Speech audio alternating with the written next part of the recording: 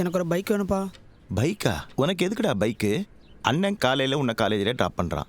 சாயங்காலம் மட்டும் தானே நீ பஸ்ஸில் வர? ஐயோ அப்பா, காலேஜ்குள்ளே போனாலே ஏதோ ஆதிவாசி பார்க்குற மாதிரி பார்க்குறாங்க. அவன் பைக்கு கார்னு வரான், நான் மட்டும்தான் மொக்கையாக இருக்கேன். டேய், அந்த காலேஜில் உன்னை படிக்க வைக்கிறதே நம்ம தகுதிக்கு மீறினது. அப்போவே வேண்டான்னு சொன்னேன். அறிவு தான் தம்பி நல்ல காலேஜில் படிக்கட்டும்னு சொல்லி லோன் போட்டு டொனேஷன் கொடுத்தான். இப்போ வரைக்கும் அந்த லோனை தான் கட்டிகிட்டு இருக்கான்.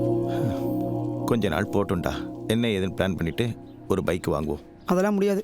பைக் இல்லாமல் நான் காலேஜ் போக மாட்டேன். ஏய், நான் சொல்லிக்கிட்டே இருக்கேன். ஏங்க நீங்க சும்மா இருங்க.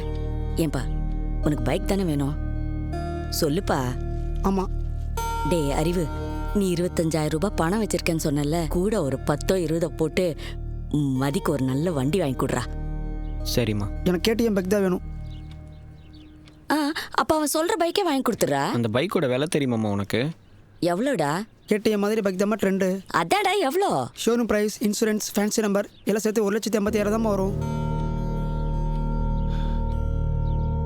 அண்ணன்கிட்ட அவ்வளோ காசு இல்லையடா.